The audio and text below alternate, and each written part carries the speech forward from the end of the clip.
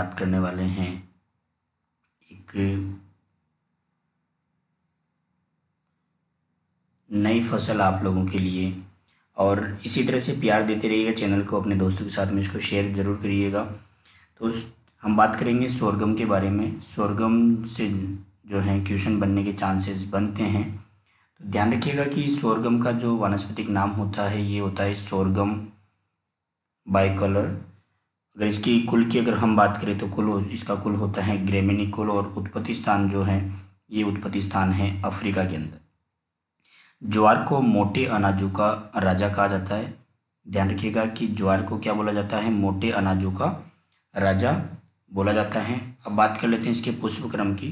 तो जो सोरगम का जो पुष्पक्रम होता है ये पेनिकल होता है, और इसके जो फल का जो प्रकार है ये फल का प्रकार होता है कैरियोप्सिस। बात करें कि जो इसके अंदर प्रोटीन की मात्रा होती है वो कितने प्रतिशत होती है, तो ज्वार के अंदर प्रोटीन की मात्रा होती है 10.4% जो है ये प्रोटीन की मात्रा होती है। वहीं अगर बात करें इसके अंदर गुणसूत्र की तो यहाँ पर 2n बराबर कितना होता है 20। बीज दर की अगर बात करें तो इसमें जो बीज दर होती है वो रहती है 9 से 10 किलोग्राम पर हेक्टेयर। और इसकी जो बुआई है ये हम कब करते हैं, ध्यान रखिएगा। इसकी जो बुआई होती है, इसकी जो बुआई का समय होता है ये होता है जून के अंत में। कब होता है जून के अंत में इसकी बुआई की जाती है। जो ज्वार की जो बुआई होती है जून के अंत में होती है। बीज दर होती है 9 से 10 किलोग्राम पर हेक्टेयर हम लेते हैं, ठीक है। चलिए अगर उपज की बात करें तो जो उपज होती है दाने की, तो दाने की उपज होती है 10 से 15 किलोग्राम क्विंटल, माफ कीजिएगा, पर हेक्टेयर। और चारे की अगर बात करें तो यहाँ पर चारा होता है 35 से 40 क्विंटल पर हेक्टेयर। वहीं अगर कड़बी के बारे में बात करें तो ये होता है 100 से 150 क्विंटल पर हेक्टेयर। यहाँ पे बेसिकली हमें पता होना चाहिए कि ज्वार जो है वो क्या है कि मोटे अनाजों का इसको राजा कहा जाता है। इसका वानस्पतिक नाम सोरगम बाइकोलर होता है। कुल ग्रेमिनी है, इसका उत्पत्ति स्थान अफ्रीका है। पुष्पक्रम की अगर बात करें तो पेनिकल होता है। फल का प्रकार कैरियोप्सिस। प्रोटीन जो इसके अंदर मिलता है वो होता है 10.4%। गुणसूत्र की अगर बात करें तो 2n बराबर 20 होता है। बीज दर जो होती है 9 से 10 किलोग्राम पर हेक्टेयर। और उपज की बात करें तो दाना जो है वो 10 से 15 क्विंटल पर हेक्टेयर। अगर चारे की बात करें तो 35 से 40 क्विंटल पर हेक्टेयर। और अगर कड़बी की बात करें तो ये 100 से 150 क्विंटल पर हेक्टेयर उपज प्राप्त होती है। इसकी जो बुआई होती है कब होती है, जून के अंत में होती है। आपको पता होना चाहिए कि जो ज्वार की जो प्रथम संकर किस्म है, इसकी जो फर्स्ट जो संकर किस्म है उस संकर किस्म का क्या नाम था, CSH1, जो कि कब निकली थी 1964 के अंदर जो है ज्वार की प्रथम संकर किस्म निकली थी। ज्वार जो है ये आता है C4 प्लांट बोला जाता है, C4 फसल है ये, ठीक है। और ये क्या है, शॉर्ट डे प्लांट है। ध्यान रखिएगा सोरगम जो है ये क्या है, शॉर्ट डे प्लांट है। प्रकाश की, लाइट की कम आवश्यकता होती है। याद रखिएगा कि जो सोरगम है इसको कैमल क्रॉप भी बोला जाता है। क्या बोला जाता है इसको, कैमल क्रॉप भी इसको बोला जाता है। कैमल क्रॉप इसलिए बोला जाता है क्योंकि जो है ज्वार की पत्तियों में कौन सी कोशिका पाई जाती है, इसके अंदर मोटर कोशिकाएं पाई जाती है। ज्वार की पत्तियों में कौन सी कोशिकाएं पाई जाती हैं, मोटर कोशिकाएं पाई जाती हैं। इन मोटर कोशिकाओं के कारण क्या होता है, ज्वार को कैमल क्रॉप बोला जाता है। ध्यान रखिएगा कि ज्वार के अंदर जो है टिलरिंग नहीं होती है। ये आपसे क्वेश्चन इस तरह से पूछा जा सकता है कि भाई कौन से पौधे के अंदर जो है टिलरिंग नहीं होती है, तो पता होना चाहिए आपको कि ज्वार के अंदर जो है वो टिलरिंग नहीं होती है। इसके अंदर जो जीन होता है, जीन कौन सा होता है इसके अंदर, टिप्ड 60 जो है ये जीन होता है ज्वार के अंदर। पहले आपको बता दिया है कि ज्वार जो है कौन सा प्लांट है, शॉर्ट डे प्लांट है। अब शॉर्ट डे प्लांट है तो इसमें अब टेम्परेचर देख लीजिए आप। टेम्परेचर जो है ये अंकुरण के लिए टेम्परेचर कितना चाहिए? अंकुरण के लिए टेम्परेचर चाहिए 7 से 10 डिग्री सेंटीग्रेड। वहीं अगर बात करें तो इसकी जो ग्रोथ है, वृद्धि के लिए जो टेम्परेचर चाहिए वो कितना चाहिए? वृद्धि के लिए जो टेम्परेचर चाहिए वो कितना होना चाहिए? ये होना चाहिए 26 डिग्री से 30 डिग्री सेंटीग्रेड जो है ये टेम्परेचर होना चाहिए ज्वार के अंदर। अगर हमें अच्छी ग्रोथ चाहिए तो ये वाला टेम्परेचर जो है वो होना चाहिए। वहीं बात करें तो इसमें क्या होता है कि ज्वार के अंदर क्या होता है, जो परागण होता है वो कौन सा होता है? स्वपरागण होता है। ज्वार के अंदर क्या होता है? स्वपरागण होता है। भारत में जो सर्वाधिक जो है, भारत के अंदर जो सर्वाधिक ज्वार होता है वो कहाँ होता है? भारत में सर्वाधिक ज्वार जो होता है ये होता है आपके महाराष्ट्र। महाराष्ट्र के अलावा अगर बात करें तो ये होता है कर्नाटक के अंदर। कर्नाटक, महाराष्ट्र, कर्नाटक, आंध्र प्रदेश, इसके अलावा राजस्थान। ज्वार को क्या कहा जाता है? मोटे अनाजों का राजा कहा जाता है। और अगर बात करें कि राजस्थान में जो है सर्वाधिक कहाँ होता है तो ये होता है अजमेर, इसके अलावा टोंक, पाली, कोटा, यहाँ पर जो है सर्वाधिक ज्वार होता है। ज्वार की बढ़वार के लिए टेम्परेचर कितना चाहिए? वृद्धि के लिए 26 से 30 डिग्री सेंटीग्रेड चाहिए। ज्वार की जो पत्तियां हैं उन पत्तियों में कौन सी कोशिकाएं पाई जाती है? तो ध्यान रखिएगा, मोटर कोशिकाएं पाई जाती है। इस वजह से इसको क्या बोला जाता है? इस वजह से इसको कैमल क्रॉप के नाम से जाना जाता है, मोटे अनाजों का राजा कहा जाता है। तो ज्वार की जो फसल जब छोटी अवस्था में होती है, ध्यान रखिएगा, ज्वार की जो फसल होती है जो जब ये छोटी अवस्था होती है, छोटी अवस्था में क्या होता है कि एक HCN, एक धुरीन नामक जो है HCN, जिसको हाइड्रोसाइनाइड ग्लूकोसाइड जो है हानिकारक रसायन पाया जाता है। छोटी अवस्था में क्या मिलता है इसमें? धुरीन नामक जो है एक रसायन, हानिकारक रसायन इसमें पाया जाता है। धुरीन की जो प्रतिशत मात्रा लगभग मान के चलिए 0.5% जो है धुरीन की जो मात्रा अगर पशु जो है खा जाए तो पशु की मौत हो जाती है। ध्यान रखिएगा, ज्वार की जब छोटी अवस्था होती है, जिस छोटी अवस्था में धुरीन नामक क्या होता है? एक रसायन होता है जिसको HCN बोला जाता है, हाइड्रोसाइनाइड ग्लूकोसाइड जो है नामक रसायन पाया जाता है। धुरीन की जो मात्रा है 0.5% अगर खाने में आ जाए तो पशु क्या हो जाती है? मौत हो जाती है, पशु मर जाता है।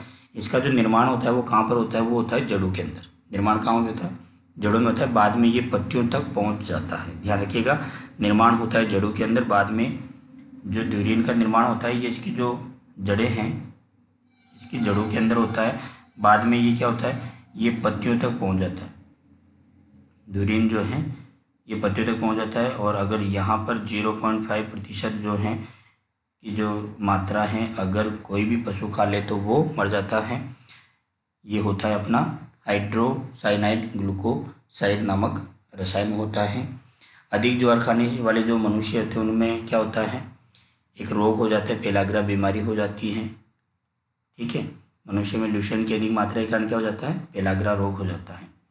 जो लोग ज्वार अधिक खाते हैं उनके अंदर कौन सी बीमारी हो जाती है? उसके अंदर बीमारी हो जाती है पेलाग्रा नामक जो है ये बीमारी हो जाती है मनुष्य के अंदर। कोई भी मनुष्य अगर ज्वार का ज़्यादा सेवन करता है तो ज्वार की जो प्रोटीन में है लाइसिन की मात्रा क्या होती है? कम होती है। और तथा ल्यूसीन की जो मात्रा है वो क्या होती है? अधिक पाई जाती है। ज्वार के अंदर ज्वार की जो प्रोटीन है, ज्वार की प्रोटीन में लाइसिन की मात्रा क्या होती है? ये होती है कम। लाइसिन की मात्रा होती है कम, जबकि इस प्रोटीन के अंदर क्या है कि जो ल्यूसीन है, ल्यूसीन की मात्रा जो है ये क्या होती है? ज़्यादा होती है।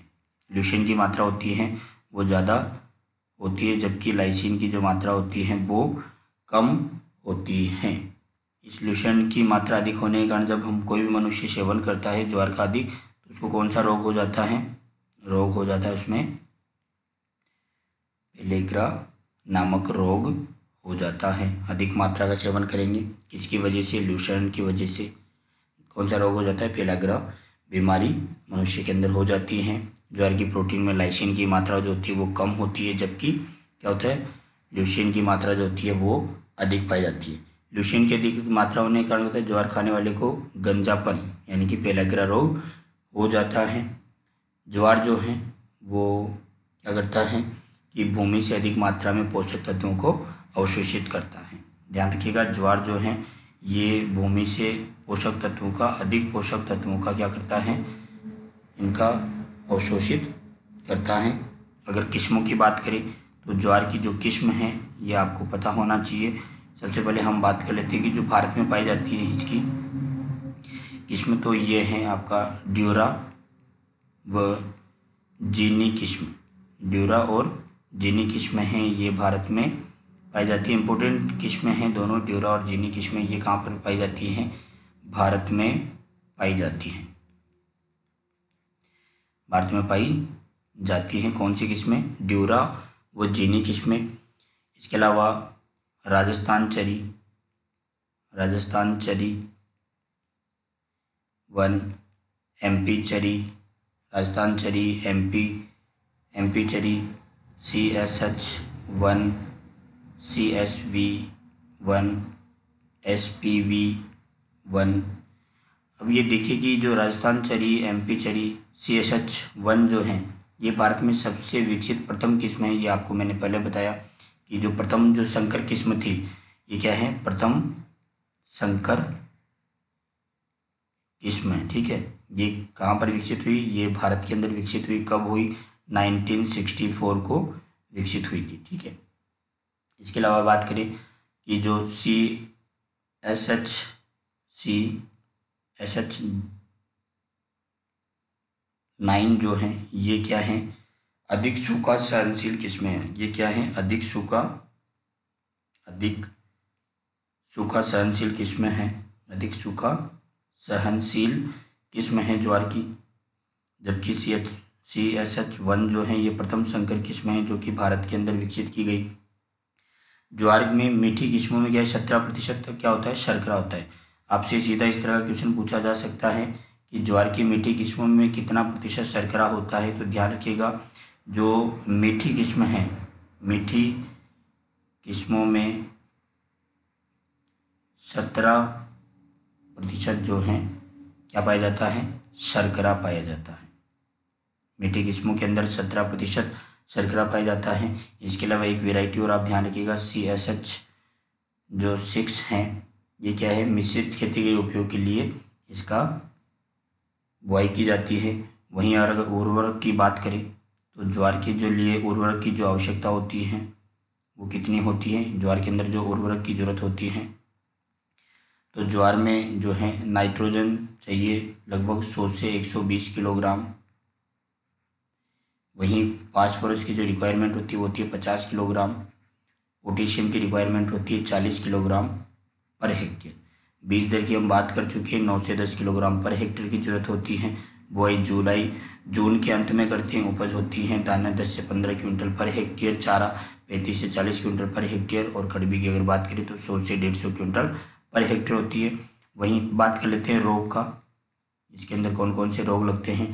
तो दानाकंड जो रोग हैं, दानाकंड नामक जो है इसके अंदर रोग लग जाता है, जो कि किसके द्वारा होता है, ये होता है कवक के माध्यम से होता है। इसके अलावा शीर्षकंड रोग भी इसके अंदर देखने को मिलता है। शीर्षकंड रोग जो है ये भी किसके द्वारा होता है, ये भी कवक के द्वारा होता है। इसके अलावा अनावर्त कंड जो रोग हैं, अनावर्त कंड जो रोग हैं ये भी इसके अंदर देखने को मिलता है, ये भी कवक के द्वारा होता है। यहाँ पर इसकी जो किस्में हैं ये किस्में आपके लिए इम्पोर्टेंट हैं, आपको पता होना चाहिए। साथ ही साथ में जो इसकी प्रोटीन है ये यहाँ से भी क्वेश्चन बनने के चांसेस बनते हैं, पर लेकिन आपको किस्में जो हैं वो आपको याद रखनी है। इसके अलावा HCN जो धुरीन है उसकी कितनी मात्रा जो है उसका उपयोग करने से पशु की मृत्यु हो जाती है, इसके बारे में आपको पता रखना है। उम्मीद करता हूँ ये वीडियो आपको पसंद आया होगा। इसी तरह के बहुत सारे वीडियो जो हैं इसी चैनल पे आपको बहुत जल्दी मिलने वाले हैं, तो बने रहिए साथ में और सपोर्ट करते रहिएगा। इकोनॉमिक्स की डेडिकेशन के साथ में स्पेशल जो एग्रीकल्चर फाइनेंस कॉर्पोरेशन के ऑलरेडी वीडियो अपलोड कर चुके हैं, उसमें जो बचे हुए टॉपिक्स है वो भी जल्दी ही अपलोड हो जाएंगे। बाकी जल्दी हम एक ऑनलाइन क्लास स्टार्ट करने वाले हैं, लाइव क्लास, जिसके अंदर जो है हम डेली 30 से 50 क्वेश्चन जो हैं बेसिक जनरल एग्रीकल्चर के हम लेने वाले हैं। Thank you so much. अगर चैनल को नहीं सब्सक्राइब किया तो सब्सक्राइब करके जरूर जाइएगा, लाइक करें तो बहुत अच्छा है, मोटिवेशन मिलता है। Thank you so much.